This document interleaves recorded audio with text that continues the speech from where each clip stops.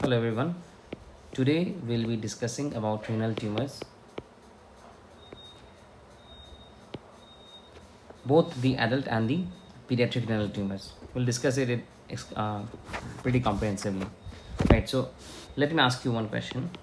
Like, if I ask you, which is the most common clear cell RCC gene mutation? Most common, and I give you the options: MET, TP53, FLCN, and VHL. What is the answer? Clear cell RCC gene, which is most commonly mutated. The answer is VHL, of course. Okay, now let us discuss about the types of RCC. First, renal cell carcinoma. What are the types? So we have clear cell carcinoma, the first one, the most commonest one. About 75% of all the RCCs are clear cell carcinoma. Then we have papillary, I'll write it short, papillary RCC. Then we have chromophobe RCC, collecting duct RCC called Bellini carcinoma, and medullary. There are more than this, obviously, but this is the one that is. These are the ones that are important for MCQs. Okay, and most commonest ones also. Clear cell almost 75%, papillary approx 15%, chromophobe approx 5%. So 95% these three: clear cell, papillary, and chromophobe. In clear cell carcinoma, the most common gene mutation is VHL gene, von Hippel-Lindau gene mutation, which is your chromosome 3, and it is the short arm of and it is the long arm of chromosome. Short arm, short arm. MET. MET is associated with papillary. So in papillary RCC, the most common gene mutation is MET proto-oncogene mutation. In chromophobe, there are loss of chromosomes. Okay, so these three you have to remember: VHL mutation, which is VHL gene, which is present in chromosome 3 short arm; papillary RCC, MET proto-oncogene mutation; and chromophobe RCC. Out of all the 5, this one has the best prognosis. This one is second best. Papillary. Clear cell carcinoma has intermediate prognosis, and these two, collecting duct and medullary, these are poor prognosis. This one being the worst out of all 5. Medullary carcinoma has the worst prognosis. So best to have is chromophobe RCC. Second best to have is papillary RCC. Clear cell carcinoma has intermediate prognosis. Collecting duct has poor prognosis. Medullary carcinoma, medullary RCC has worse prognosis. If I ask you a question that clear cell RCC arise from which part of your nephron?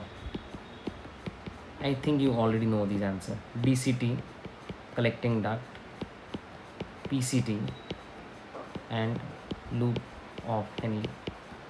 Your answer is proximal convoluted tubule. Also, your papillary RCC also arises from your PCT. I'll write it. Okay.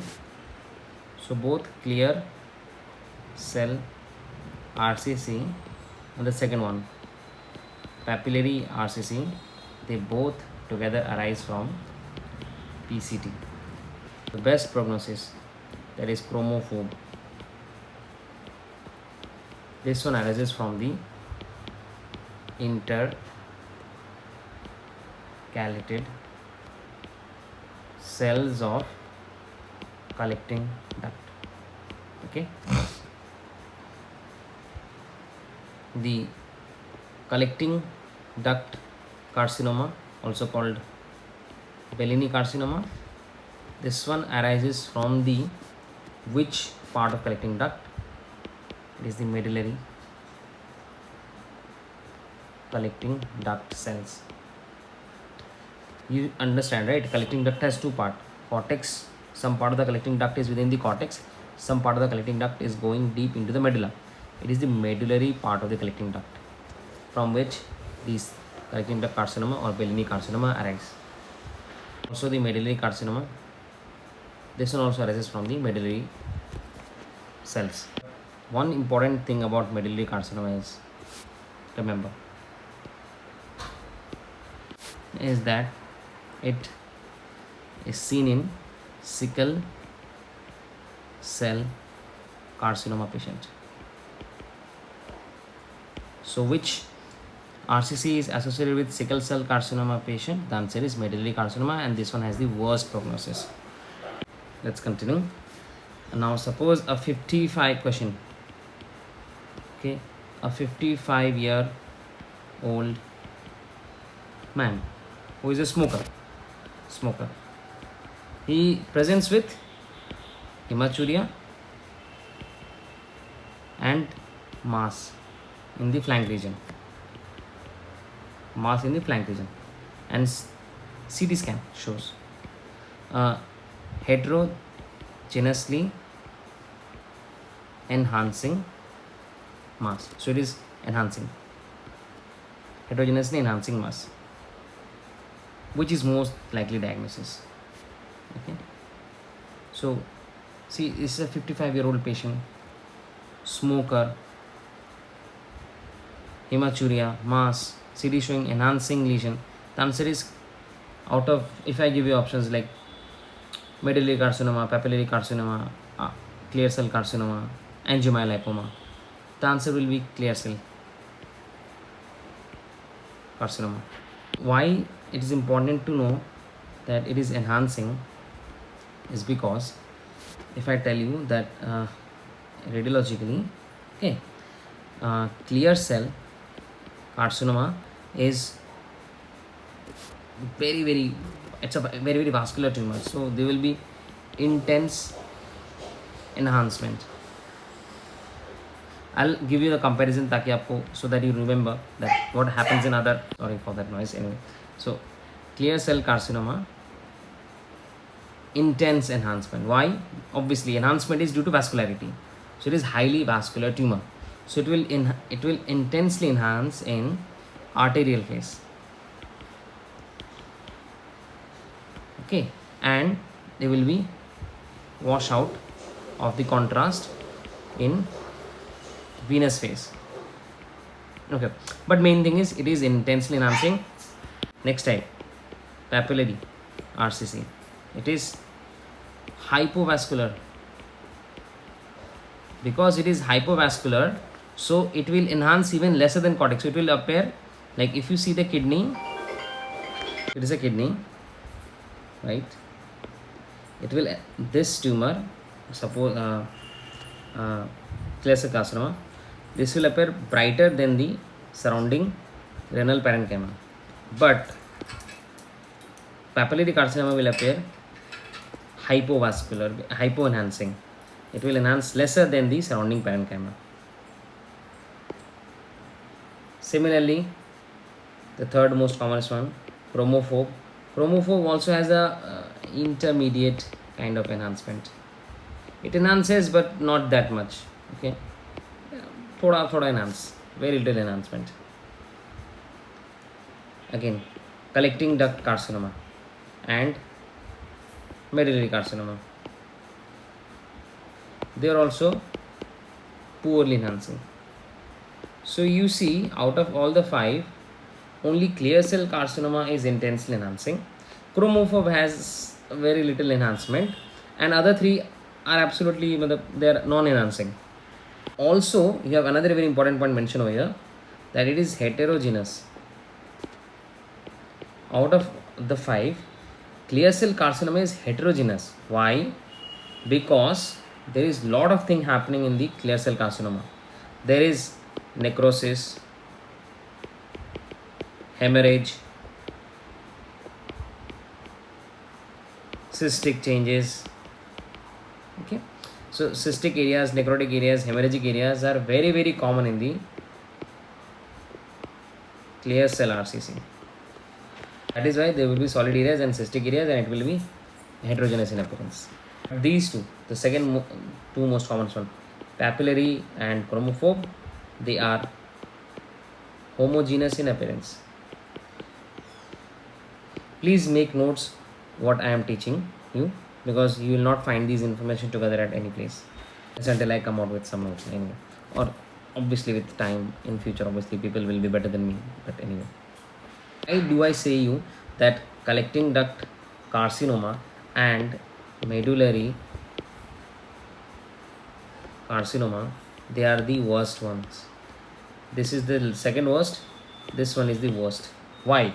Because they are well defined, they are homogeneous, but they are somewhat defined. So this is defined, you can see it, it is somewhat defined. Okay, it is defined. These two, chromophobe and papillary, these are very well circumscribed, well defined. Okay, chromophobe, well circumscribed. Papillary and chromophobe, they are well circumscribed mass. But if you see the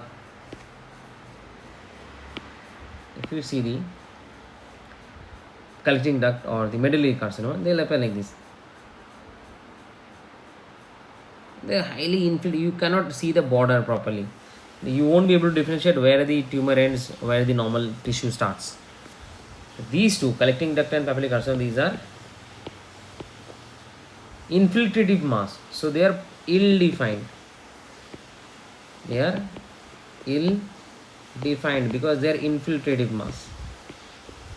And for a radiologist, the biggest problem that we have is to differentiate oncocytoma from the common RCCs. Mostly oncocytoma confuses with chromophobe. Why? Because chromophobe is well circumscribed, like your clear cell and papillary.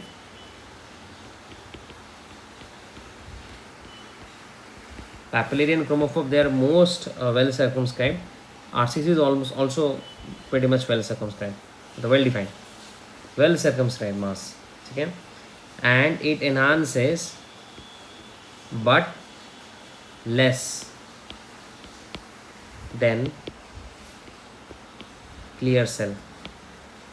So what enhances but not enhances as much as clear cell? I told you already, chromophobe.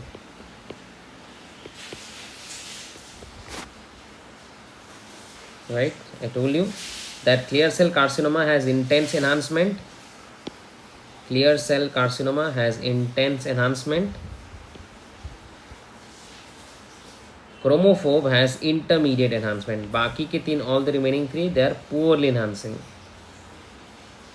Now you have a tumor in front of you in radiology, it's CT scan. It's a well circumscribed tumor. It is enhancing but not enhancing much as a clear cell carcinoma. What do you think? Chromophobe or oncocytoma? Now you are confused. So chromophobe and oncocytoma, they will confuse you in radiology practice. Now you will be taught in your pathology lectures that, see, oncocytoma has a central stellate scar. Yes, you study this in pathology. Central stellate scar, oncocytoma. And central stellate scar is less vascular. This area is less vascular. But you see a central stellate scar, it is oncocytoma. But no, my friends, chromophobes also very commonly have a central stellate scar. But yes, but they will not ask you this question. Oncocytoma is associated with central stellate scar most commonly. Okay, but chromophobe also has central stellate scar. So you see, there is no way to differentiate. Both are well defined. Both are enhancing but not enhancing as clear cell carcinoma, and both possess central stellate scar. And this central stellate scar shows a spoke wheel pattern. Spoke wheel pattern it looks like a spoke wheel, and also it gives a spoke wheel pattern enhancement on CT angio. It will give you a spoke wheel pattern enhancement on CT angio. Only to differentiate is possible is biopsy, and chromograph has the best prognosis out of all the RCCs. Now let us come back to clear cell carcinoma. Clear cell carcinoma. If I ask you, what is Stauffer syndrome? Stauffer. And I ask you, like, Stauffer syndrome is characterized by liver dysfunction,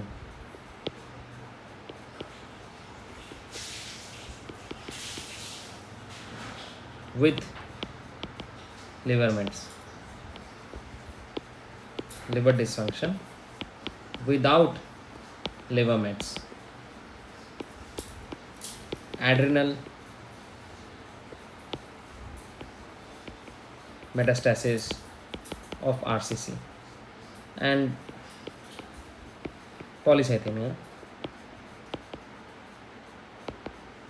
due to RCC. What is your answer?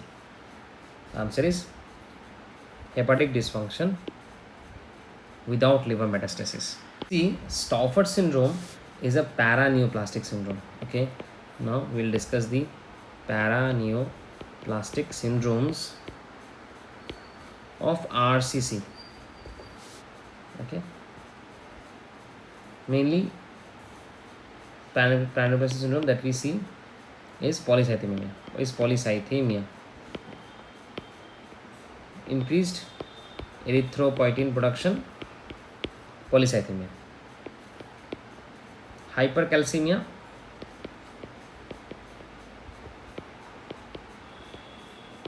due to parathyroid hormone related to peptide.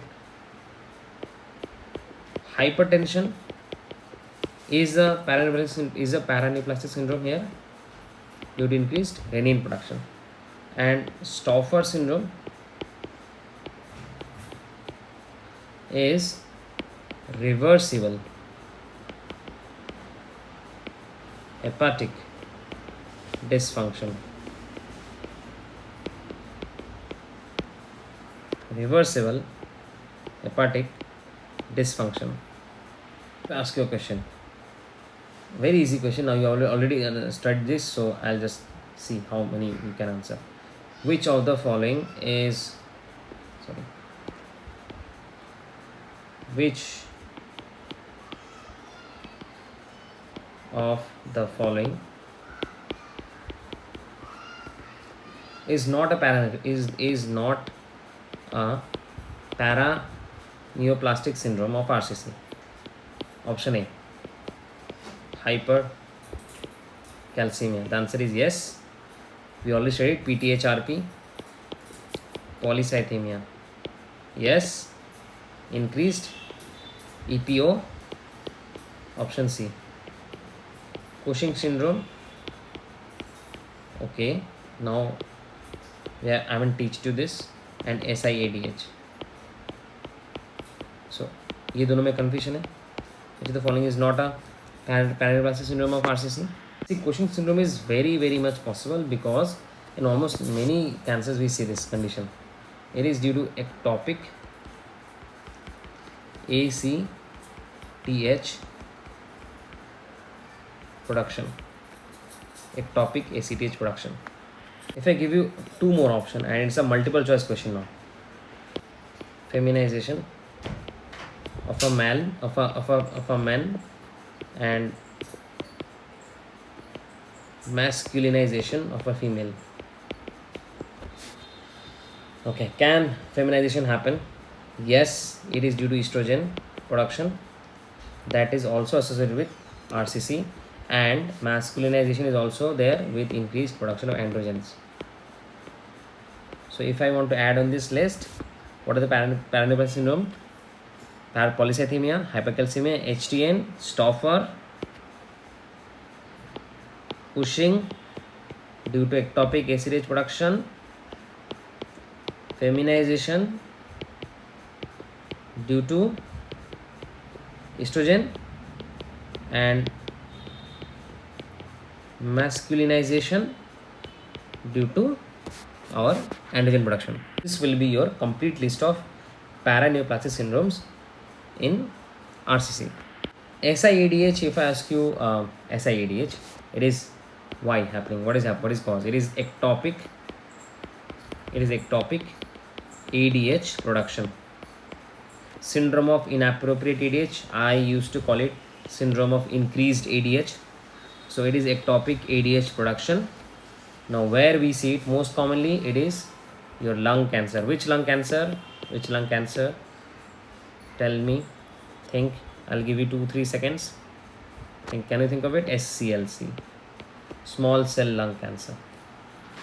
And this Stauffer syndrome, it is unique for RCC. It is liver dysfunction without metastasis, and it's a reversible condition. If we go into depth of Stauffer syndrome, they may ask you a question: what is most likely the reason of Stauffer syndrome?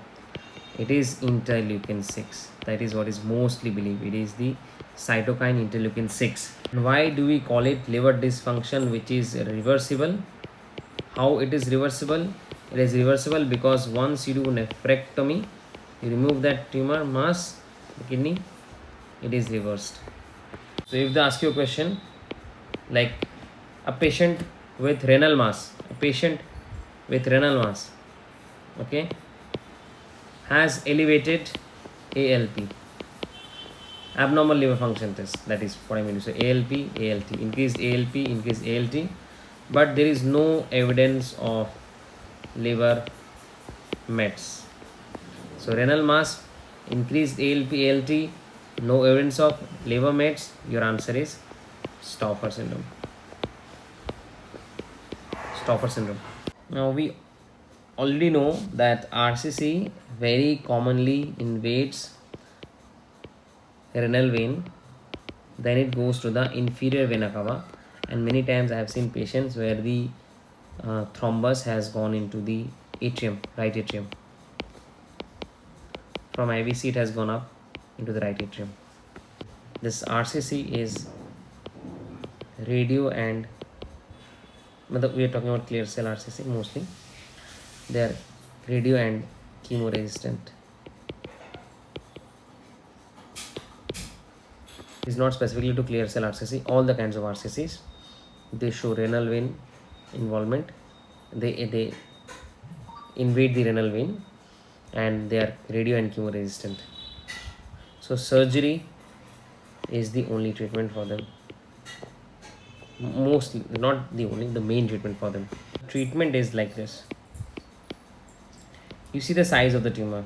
If it is less than 4 centimeter in maximum diameter, what you do? You do nephron sparing surgery. This is a very bogus statement, but they like to tell this, nephron sparing surgery. So what do you mean by that? Is basically partial nephrectomy. So you are preserving the kidney sparing बोल दो ना भाई, nephron sparing. Partial nephrectomy for tumors which are between less than 4 centimeter. If it is more than 7 centimeter, then there is no option to save the kidney. Radical nephrectomy. Okay, less than 4 you save the kidney, more than 7 you remove the kidney completely. But if it is between 4 to 7, then you have to decide between these two what to do, save or remove completely. Okay, and if it has gone into the renal vein, if there is renal vein involvement, then you do obviously radical. Irrespective of the size, you do radical plus thrombectomy.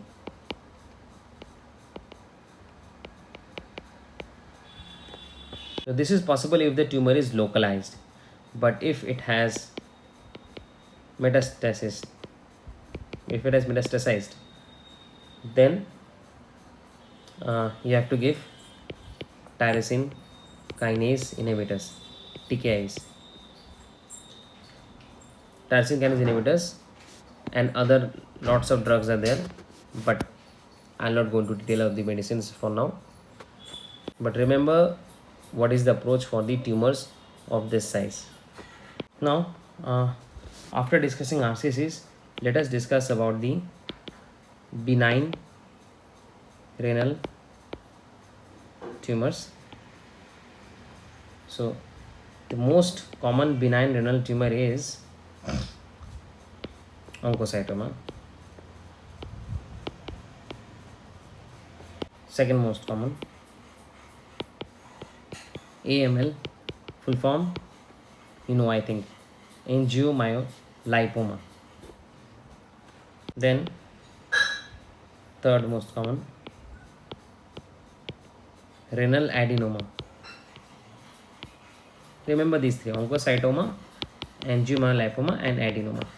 Then the other cell tumors like metanephric adenoma. Okay, lots of types. This one is renal adenoma.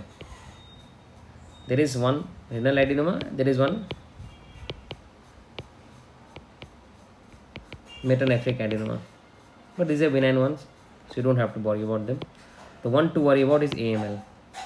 So let us discuss about angiomyolipoma. So it has all the three components.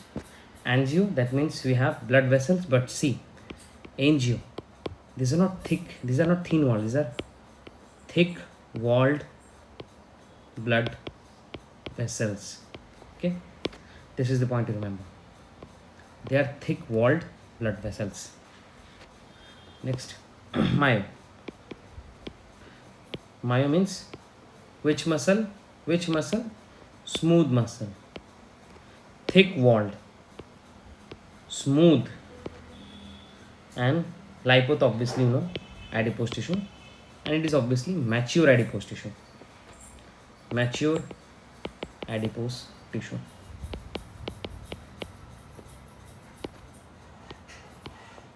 See, angiomyolipoma, it comes under the bigger umbrella term of pecoma.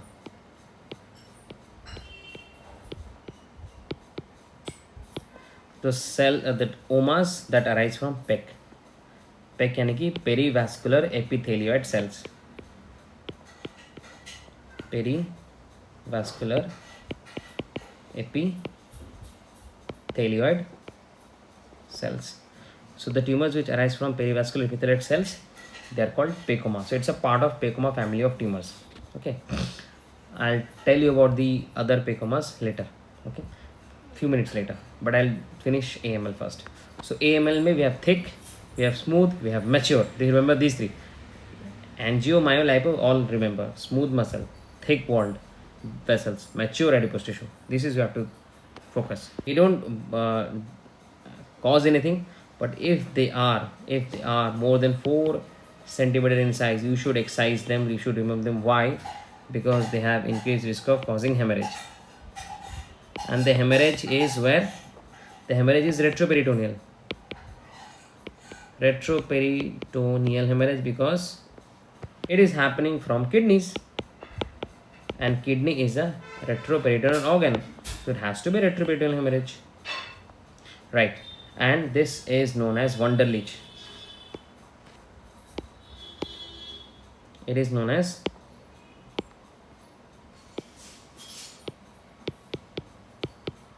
Wunderlich syndrome.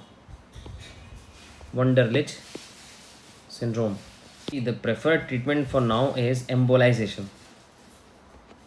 Okay, preferred treatment is embolization if the mass is of more than 4 centimeters. So this is the cutoff you have to remember, and also the preferred treatment you have to remember, size and the treatment both. So this is the field of intervention radiologists that come into picture. They'll embolize this tumor. But suppose there are multiple, there are 3 to 4 such AMLs in a single patient. Multiple AML is seen in which patient? Tuberous sclerosis patient. Remember this. Multiple AML is seen in tuberous sclerosis patients. In them, the treatment is mTOR inhibitors. mTOR inhibitors. mTOR का full form याद है आपको? Think. I'll give you 3 seconds. Mammalian target of rapamycin. mTOR inhibitors like everolimus.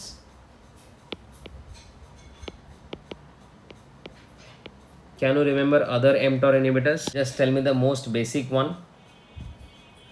Rapamycin, obvious. Sorry, क्या हो गया? Rapamycin is the first one.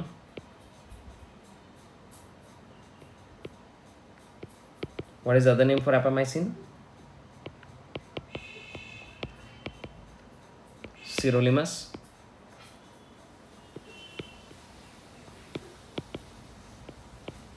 Everolimus. Tem.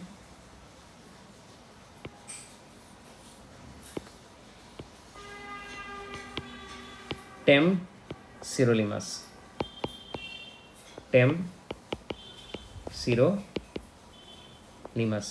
Sirolimus, everolimus, sirolimus. Okay. Sirolimus is rapamycin. So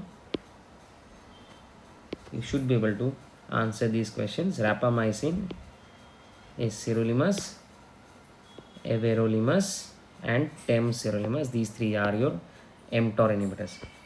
Sirolimus is not preferred. Everolimus and sirolimus, these are the ones that are preferred. In a metastatic RCC, as well as your multiple AML. So both are kidney conditions. One is metastatic RCC, other one is multiple AML. In both conditions, you give your mTOR inhibitors. And mTOR inhibitors have only 3 areas of use mainly. 2 is already front of you, metastatic RCC and multiple AML. The third one is breast CA. In breast CA also they have use. So mTOR inhibitors, almost we have discussed about them. Bonus to you. Now let me ask you a question. It is tough, and let me tell you, it is tough. You will think it is easy. Okay. Which of the following tumors is most commonly associated with tuberous sclerosis complex? Answer is AML, clear cell carcinoma, RCC, ऐसी दीजिए option, and pecoma. You'll think TSC. No, if you recall, in tuberous sclerosis complex, we have involvement of kidney, where we see AML, multiple AML in this patient. RCC, yes, RC is also happening in TSC patients. Second organ to be involved is lung. In lung, what is most commonly seen? Lymphangioliomyomatosis. In short, we write it LAM. Lymphangioliomyomatosis. Lung involvement. Heart involvement. Rhabdomyomas.